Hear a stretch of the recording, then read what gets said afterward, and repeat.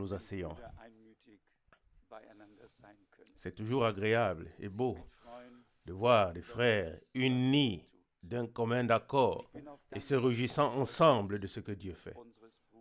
Et je suis reconnaissant du témoignage de notre frère de la DDR.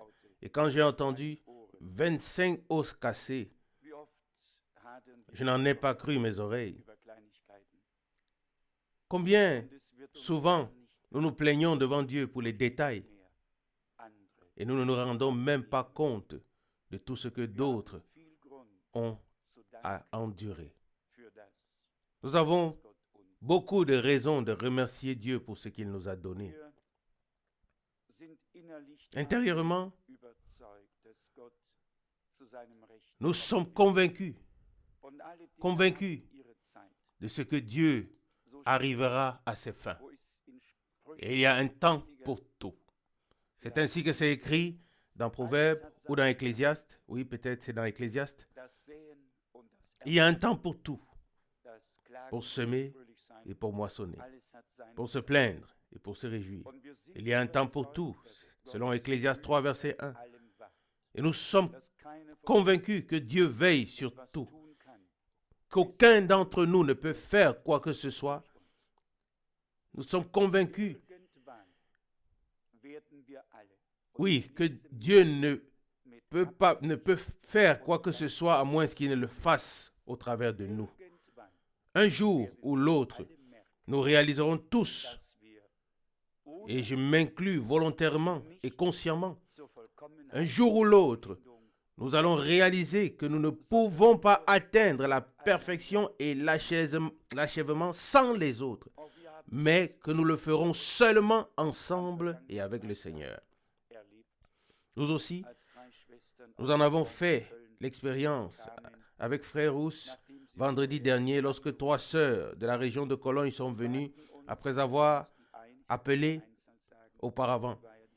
Et ils nous ont demandé en particulier, une d'entre elles, je dois le dire au singulier car c'était elle qui parlait, elle s'est excusée sincèrement de tout cœur pour le dommage qu'elle nous avait causé personnellement et aussi causé à la cause de Dieu. Je ne pouvais que dire, ma sœur, nous acceptons sincèrement ces excuses, mais ton devoir est maintenant d'aller vers ceux à qui tu as causé les dommages. Et elle a dit, frère Franck, c'est déjà dans mon cœur et je vais aller et en parler avec tout cela. Et nous l'avons remis entre les mains du Seigneur. Et frère Rousse le sait, Dieu était présent. Tout nous a été pardonné. Et nous pardonnons tout à tous. Ce qui est important, c'est que nous arrivions encore à temps. Oui, arriver à temps, c'est important. Il y aura peut-être qui seront allés un peu trop loin et peut-être que leur propre orgueil ne leur permettra parfois pas de s'humilier un peu. Si les autres, oui, peuvent même être déshabillés jusqu'à être nus, cela ne nous intéresse pas, ne nous dérange pas. Et si en plus de cela, on peut même les salir de la tête aux pieds, c'est encore bien. Mais si l'on doit soi-même s'incliner, s'humilier dans la moindre mesure, alors tout s'irrite en nous comme pour un hérisson. Si quelqu'un s'approche de lui, alors on ne voit plus que des épines. Oui, c'est ainsi. Ce que nous attendons des autres, nous devrions tous être prêts à faire de même. Et il ne devrait pas s'agir de pousser ou d'insister, oui, vers quelqu'un. Cela devrait venir de l'intérieur, non pas que l'un pousse l'autre, mais ça devrait venir de Dieu. Sœur Vaughan m'a demandé d'apporter ce livre. Je l'ai fait avec l'image du garçon dont le pied s'était allongé. Et cela aussi, je dois peut-être le mentionner. J'ai aussi été ému quand le frère a dit qu'il y avait des évangélistes et il est allé leur parler. Il leur a dit, priez pour moi. Ils ne l'avaient peut-être jamais fait de leur vie. Et il a dit, priez pour moi et oignez-moi d'huile, car c'est inscrit ainsi. Il a cru et ils ont agi en conséquence et Dieu s'est tenu et se tient à sa parole. Dieu se révèle en toute simplicité. J'ai lu le témoignage de frère F. Bosworth, un très vieil homme de Dieu qui a voyagé avec frère Branham. Mais vous pourrez tout à l'heure, c'est un peu... ce n'est pas très beau, mais vous pourrez tout à l'heure regarder une photo ici au milieu de cette Florence Nightingale qui n'a vraiment plus rien sur son corps à part les os et la peau. Elle est aussi montrée sur cette photo. Et sur la page suivante, elle est montrée guérie pour qu'on voit ce que Dieu a fait. Et ce n'est pas arrivé pour que nous soyons étonnés, mais aussi pour que nous soyons fortifiés dans notre foi. Et qu'il nous soit à nouveau rappelé que Jésus-Christ est le même hier, aujourd'hui et éternellement. Hier, j'ai écouté cette cassette de Kirchentag, en français traduit le jour de messe de Düsseldorf. Oui, le Kirchentag de cette année. Et une femme y parlait. Et Dieu sait que cette femme a blasphémé contre lui. Des gens montent en chair. Et ce qu'ils disent est un blasphème du début à la fin. Et les gens applaudissaient et semblaient enthousiastes. Et Dieu pouvait écouter tout cela. Mais un jour, ce sera terminé.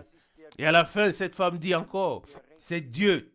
C'est le Dieu en qui la pluie croit, qui prépare les dernières choses de l'Apocalypse. Nous ne pouvons rien faire. Dieu a fait des promesses. Il a ramené son peuple Israël. Il a parlé d'une bataille à Armageddon et du fait qu'on rassemblerait les armes pendant 7 ans et qu'on enterrera les morts pendant 7 mois. Alors ça doit être comme ça, si Dieu l'a dit. Et c'est comme ça que ça doit arriver. Et ça arrivera bientôt. Oh, ce blasphème. Oui. C'est une femme qui parle de la sorte de Dieu. C'est incompréhensible. On s'enflamme presque en soi-même. Et on pourrait simplement dire, Seigneur, frappe-la à mort. Oui. Oui, les femmes, elles sont assez à l'aise près des marmites. Et elles ont assez de chaleur là-bas. Mais quand elles montent sur une estrade, ce n'est pas correct. Et en plus de cette manière, je n'aurais peut-être pas dû le mentionner de cette manière, ou bien comme ça, mais ce n'était tout simplement pas supportable. Aucun homme qui a ses sens et qui craint Dieu et la parole de Dieu ne peut accepter cela. Mais voici maintenant, très brièvement, une chose sur frère Bosworth qui, dans les années avant frère Branham, avant que frère Branham ne commence son ministère, frère Bosworth avait déjà le ministère de guérison le plus béni jusqu'à cette époque, après Charles Price et Smith Wigglesworth. Et il écrit ici, j'ai traduit directement, alors cela va sonner un peu moins étrange. J'ai traduit directement de l'anglais. Pour ce ministère de guérison, il a fallu plus que du travail et des efforts humains. Nous avons prié si intimement pour que Dieu suscite quelqu'un parmi les ouvriers afin qu'il puisse nous aider dans cette grande partie négligée du ministère. Et pendant les dernières années, j'ai souvent pleuré de joie devant Dieu pour le don qu'il a fait à son Église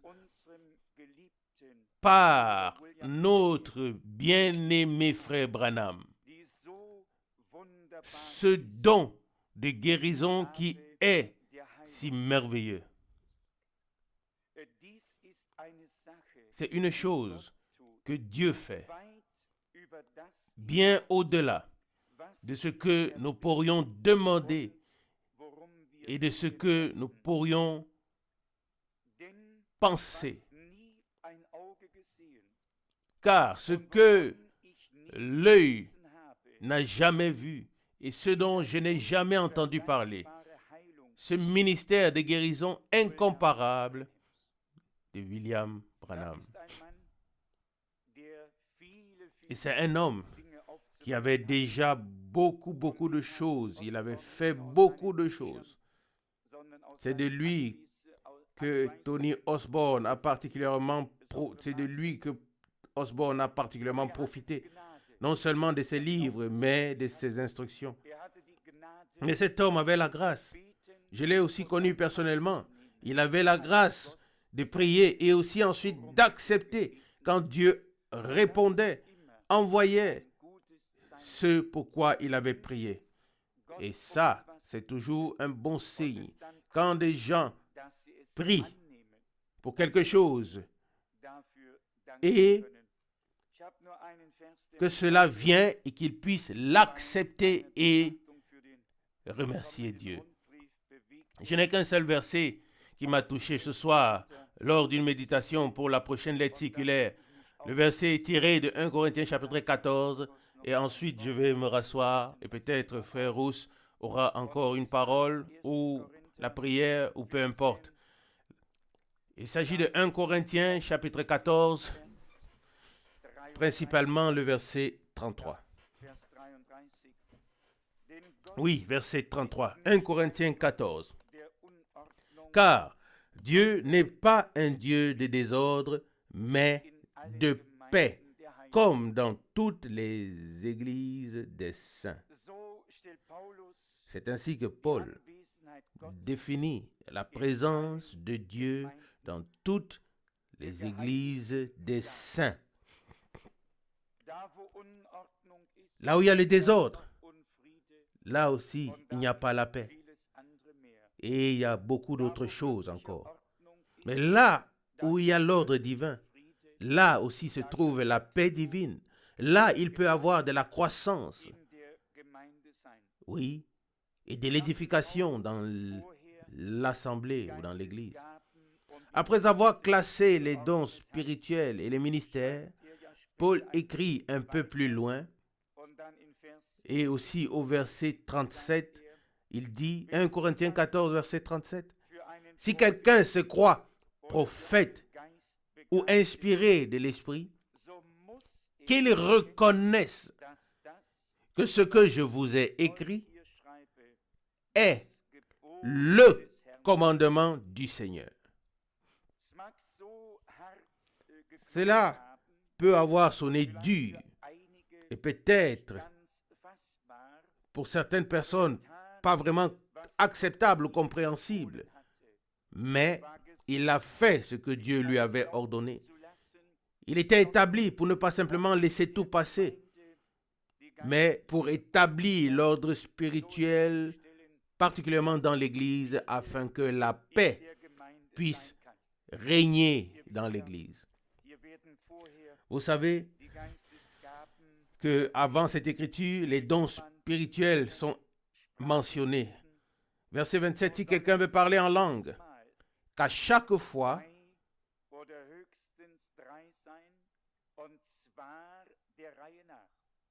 il ne doit en avoir que 2 ou 3 au maximum, et cela à tour de rôle, et un doit l'interpréter. Ça, c'est l'ordre divin dans le service divin. Si quelqu'un veut parler, qu'il y en ait 2 ou 3 à tour de rôle, et ensuite seulement vient l'interprétation. Il a ensuite continué à écrire, les prophètes doivent également, tout à l'heure j'ai lu le verset 27. Maintenant, je lis le verset 29. Oui, j'ai lu le verset 27 tout à l'heure, mais maintenant je lis le verset 29. Pour ce qui est des prophètes, que 2 ou 3 parlent, et que les autres jugent ou se fassent un jugement. Verset 30. Mais si une révélation est faite à un autre qui est encore assis, alors que le premier se taise. Je pense que la traduction de Luther traduit ce mot comme prophétie, ou bien comme pensant qu'il s'agit de la prophétie. Mais une prophétie ne peut pas être interrompue. Une prophétie, si elle vient de Dieu, c'est Dieu qui parle. Mais si quelqu'un peut être interrompu, alors c'est parce qu'il expose une partie prophétique du plan du salut de Dieu. Mais si, à un moment donné, il ne touche peut-être pas le cœur de la chose, il se peut que Dieu montre et révèle tout à coup la parole à un autre qui est aussi là, qui reçoit cela en lui.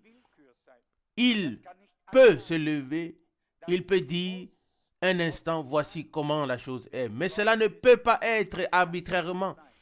Ça ne peut pas être des suppositions. Ça doit être la révélation de la parole par l'Esprit. Paul a tout ordonné d'une manière tout simplement merveilleuse. Et il dit ici au verset 30, « Mais si une révélation est faite à un autre qui est encore assis, alors que le premier se taise. » Verset 31, « Car vous pouvez tous passer successivement comme orateurs prophétiques afin que tous reçoivent l'enseignement et que tous soient exaucés. » Quel merveilleux enseignement! Et tous ceux qui se laissent enseigner par Dieu pourront suivre intérieurement tout ce qui est dit par la parole de Dieu. Mais ensuite vient ce point.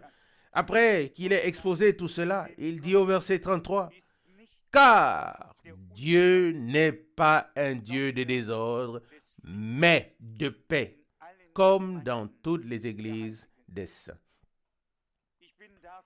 Je suis convaincu que là où Dieu est dans un cœur, dans une maison, dans une assemblée, dans une vie, là, il y a la paix.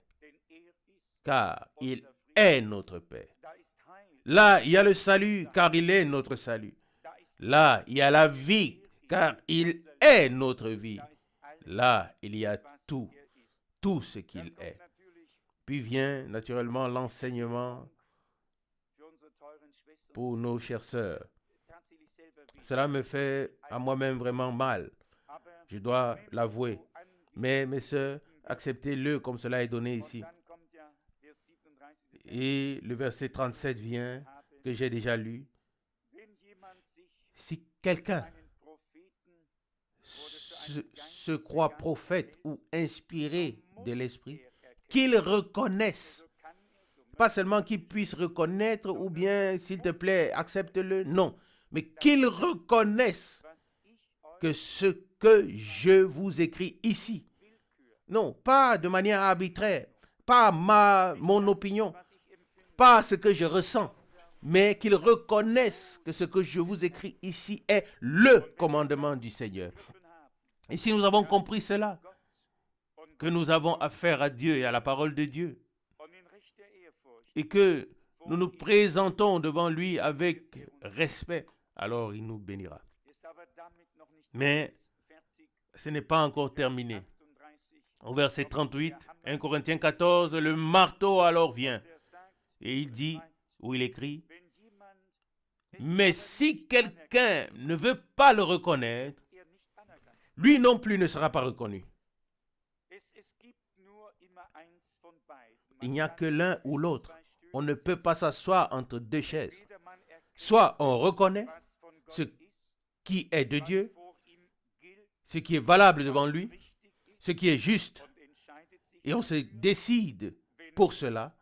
Si ce n'est pas le cas, comme il est dit ici, si quelqu'un ne veut pas le reconnaître, il ne sera pas non plus reconnu.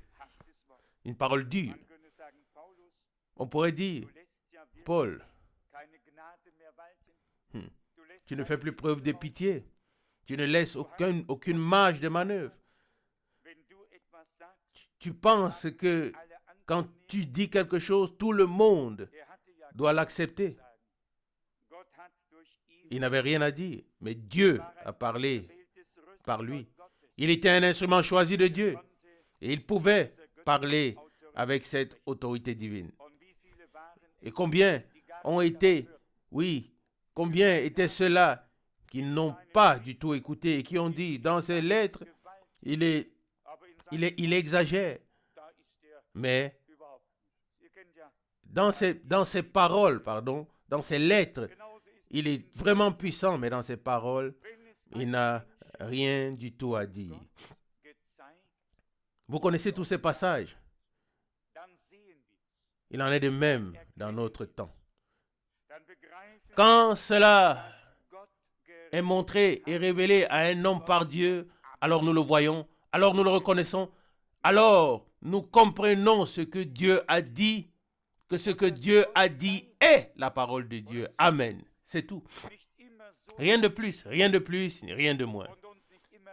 Et que Dieu, malheureusement ou heureusement, ne pense pas toujours comme nous et ne nous donne pas toujours raison et ne dit pas toujours exactement ce que nous avons déjà dit ou devons accepter. Mais bienheureux celui qui expérimente alors une heure et se met du côté de Dieu pour dire ensuite ce que Dieu a dit. Et si Dieu fait grâce pour faire aussi, mettre en pratique ce que Dieu a dit. Comme je l'ai dit, cela m'a frappé aujourd'hui et cela a parlé à mon cœur d'une manière très puissante. Et j'ai remarqué que ce n'est pas un raisonnement ou une démonstration selon la connaissance. Oui, tout le monde le dit ici. Oui, Dieu n'est pas un Dieu de désordre, mais un Dieu d'ordre. Tout le monde aurait dit cela, n'est-ce pas? Dieu n'est pas un Dieu de désordre, mais un Dieu d'ordre. Et qu'est-ce que Paul dit? Dieu n'est pas un Dieu de désordre, mais de paix. Il est allé directement à la racine de la chose. Il savait bien que si Dieu est là, alors il y a la paix. Et quand il n'est pas là, alors il n'y a pas de paix. Il n'y a pas d'ordre. Et quand il est là, il y a de l'ordre. Et quand il y a le désordre, il n'y a plus la paix. Et il en vient directement au point. Dieu est un Dieu de paix, comme dans toutes les églises des saints. Nous ne souhaitons rien de plus que de pouvoir devenir une église dans laquelle on puisse dire, oui, ça, c'est l'église des saints. Pour autant que je me sois informé, l'église catholique romaine n'a en effet que des morts qu'elle appelle ou qualifie de saints.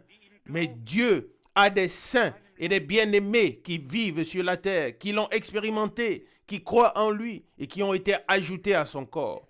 Et ainsi que le Seigneur nous accorde à tous, vraiment à chacun, peut-être particulièrement sur ce point, qu'il nous accorde beaucoup de grâce sur les points avec lesquels nous avons du mal. Ce ne sont pas les choses que nous connaissons tous qui sont importantes, mais ce sont justement les choses que nous avons du mal à saisir. Et Dieu nous aidera. J'ai cette assurance, je suis confiant, car la mesure d'impiété est bientôt pleine. Bientôt, ça va déborder. Et nous le remarquons en toutes choses. Nous remarquons qu'on touche vers la fin. Mais personne ne sait combien de temps ça va encore durer.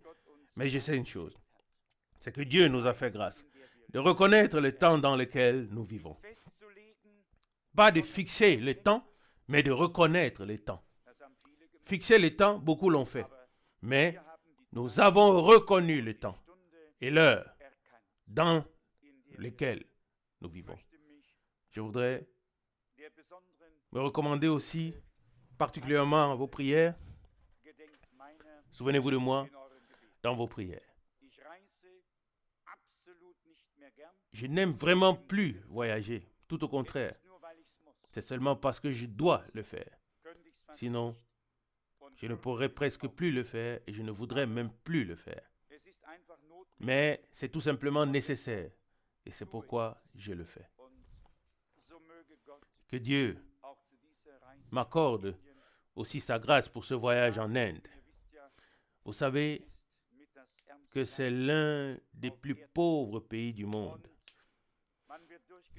Oui, et on est ballotté sur toutes les routes que l'on emprunte et on va d'un avion à un autre, d'un hôtel à un autre, d'une ville à une autre. En tout, 1, 2, 3, 4, 5, 6, au moins 6 ou 7 villes en à peine 10 jours. Et j'apporterai vos salutations, mais le plus important est que vous vous souveniez de moi dans vos prières. Que le Seigneur nous bénisse tous. Et il y avait aussi quelque chose dans les cantiques que je voulais dire, mais nous l'avons tous chanté ensemble de tout cœur. C'était des cantiques merveilleux que nous avons chantés à la gloire de Dieu. Que le Seigneur vous bénisse tous et soit avec vous tous. Amen. Père Céleste, je te remercie de tout cœur pour ta précieuse et sainte parole, pour ta présence, pour ton discours. Seigneur bien-aimé, que tu puisses te révéler au milieu de nous comme le Dieu de paix. Bien-aimé Seigneur, prends-nous à toi, vivifie-nous à nouveau. Mon Seigneur, que les cantiques de louange et d'adoration puissent parvenir jusqu'à ton trône. Seigneur, je te prie de bénir notre frère Ous. Sois avec lui pour qu'il puisse apporter ta parole avec joie. Bénis tous les frères, tous mes frères bien-aimés qui viennent ici devant. Bénis tous ceux qui, dans leur prière, portent ton œuvre et glorifient ton nom. Bénis toutes les sœurs, Seigneur. Oh, nous te remercions les uns pour les autres. Bénis aussi notre bien-aimé frère lorsqu'il retournera en DDR. Seigneur, nous te prions de bénir ton peuple sur toute la terre. Oh Dieu, la mesure est pleine. Nous te prions, Seigneur, de t'approcher de nous et de te tourner vers nous. Oh Dieu, afin que ton nom soit encore une fois glorifié et que ces Philistins incirconcis soient couverts de honte par leur moquerie et que les Goliaths, qu'ils se taisent une fois pour toutes. Seigneur, le jour et l'heure viennent où tout genou fléchira et toute langue confessera que tu es le Seigneur. Alléluia. Dieu fidèle, tu sais tout ce qui nous touche. Sois remercié de ce que tu es toujours avec nous et que tu nous conduiras jusqu'au but. À ton nom soit la gloire. Amen.